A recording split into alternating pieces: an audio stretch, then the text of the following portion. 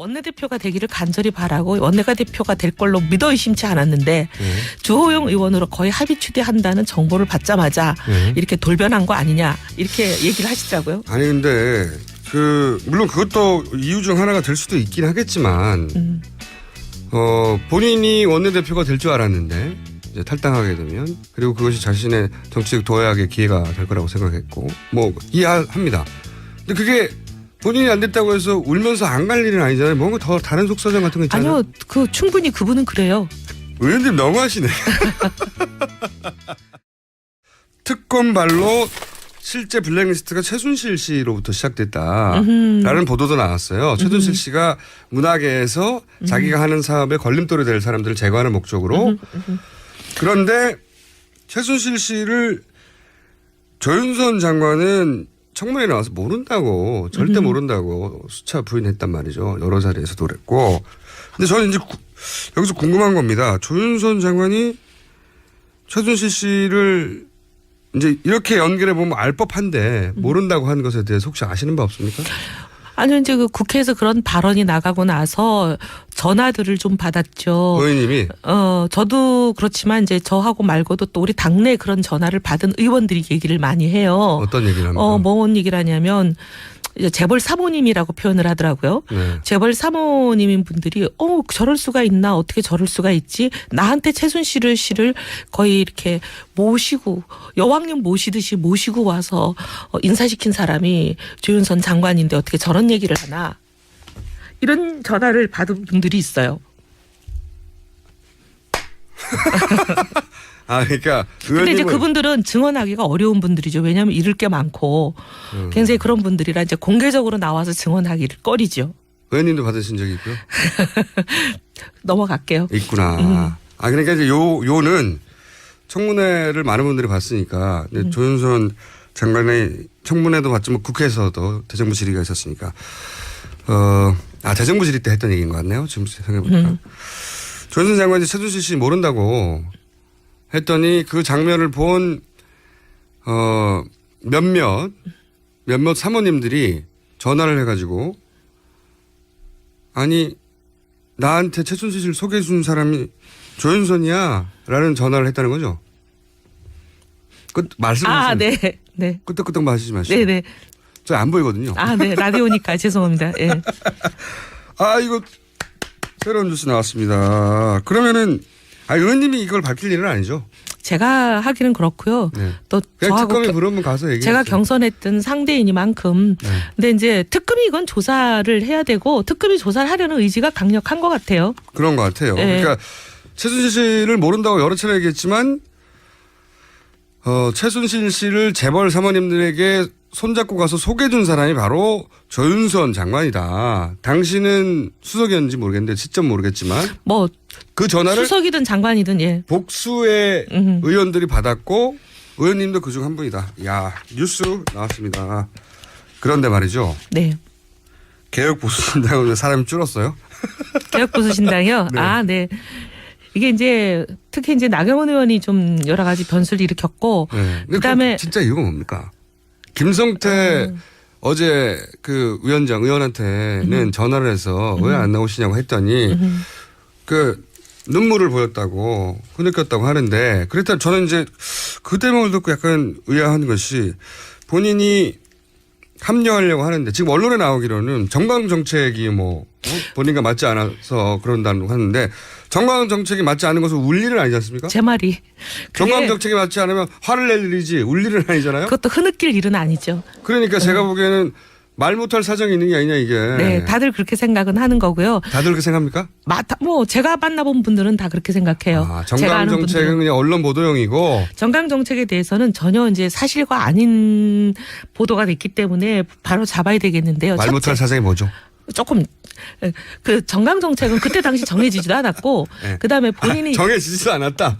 아니 아직 오늘 이제 가안을 오늘 발표하는 거예요. 그러니까 발표되지도 않은 정강 정책을 미리 문제 삼은 거네요. 네, 그리고 그러니까 정강 정책이 그때는 아직 얘기도 되지 않은 상태예요. 그러니까 이유가 필요했기 때문에 그렇게 말한 건데 네. 실제 흐느낀 이유가 사정이 따로 있을 것이다. 다들 라고. 짐작하는 사정이죠, 뭐. 그게 뭡니까? 다들 짐작하는 사정. 어제 제가 종편에 나갔더니 어떤 패널이 그 얘기를 하더라고요. 원내대표가 되기를 간절히 바라고 원내가 대표가 될 걸로 믿어 의심치 않았는데 주호영 의원으로 거의 합의 추대한다는 정보를 받자마자 이렇게 돌변한 거 아니냐 이렇게 얘기를 하시더라고요. 아니 근데 물론 그것도 이유 중 하나가 될 수도 있긴 하겠지만 본인이 원내대표가 될 줄 알았는데 이제 탈당하게 되면 그리고 그것이 자신의 정치적 도약의 기회가 될 거라고 생각했고 뭐 이해합니다. 근데 그게 본인이 안 됐다고 해서 울면서 안 갈 일은 아니잖아요. 뭔가 더 다른 속사정 같은 거 있잖아요. 아니요. 충분히 그분은 그래요.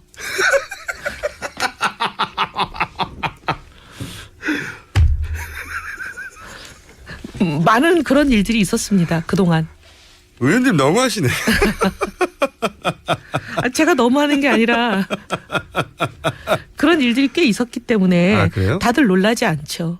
그래요? 네. 본인이 원했던 정도의 뭐 대표성이나 화제성이나 혹은 자리가 아니면 그렇게 한 발 빼기도 하고 이렇게 물러서기도 하고 등 돌리기도 하고 그 그랬나요? 원내대표를 선정하는 과정에서도 조금 해프닝이 있었습니다.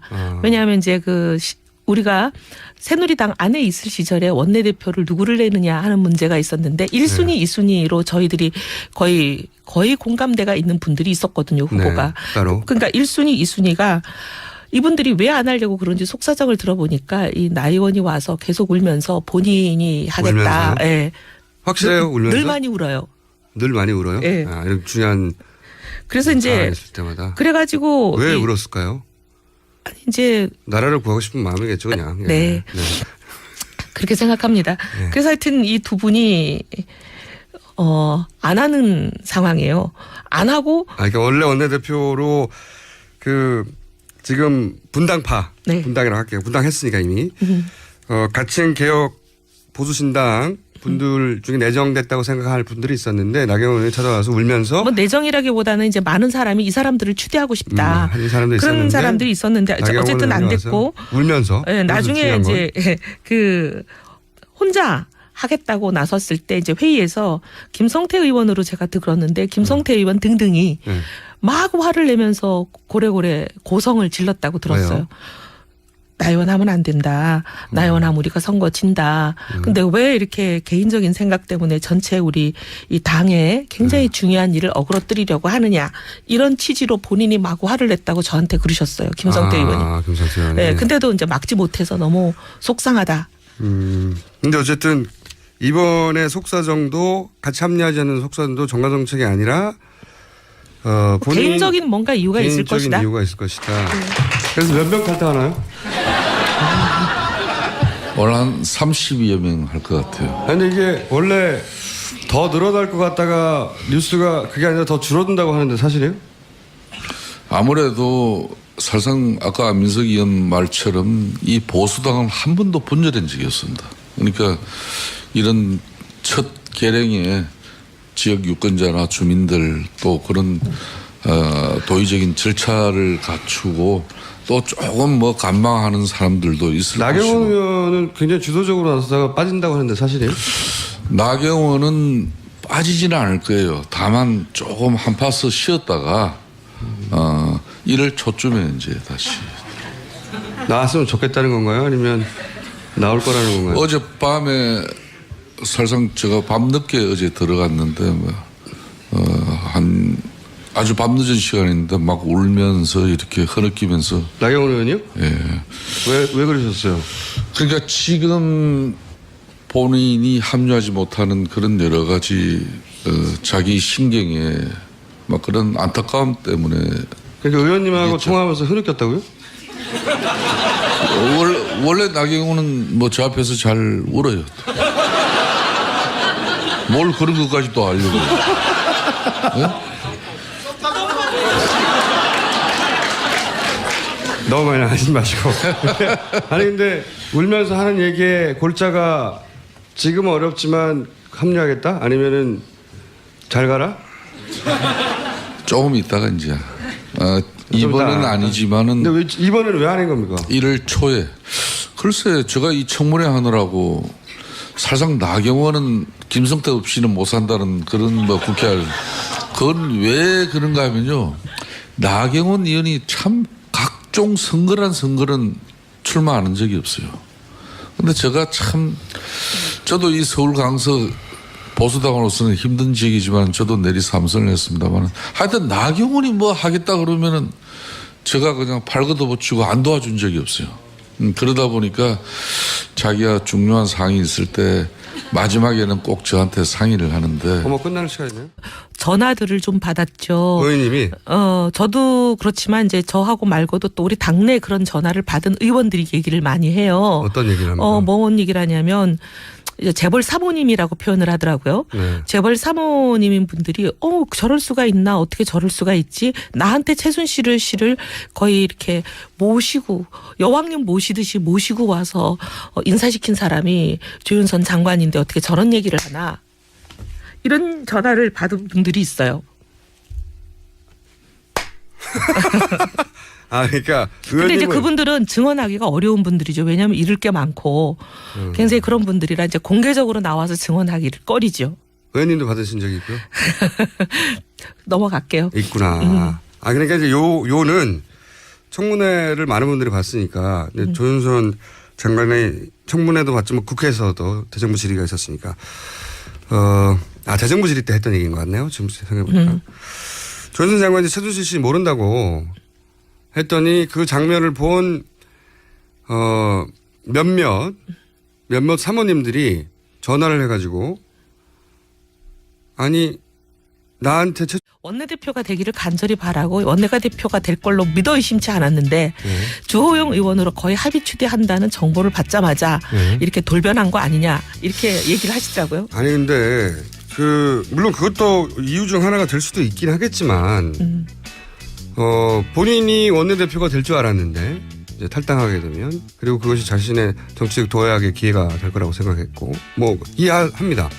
근데 그게 본인이 안 됐다고 해서 울면서 안 갈 일은 아니잖아요. 뭔가 더 다른 속사정 같은 거 있잖아요. 아니요. 충분히 그분은 그래요. 의원님 너무하시네.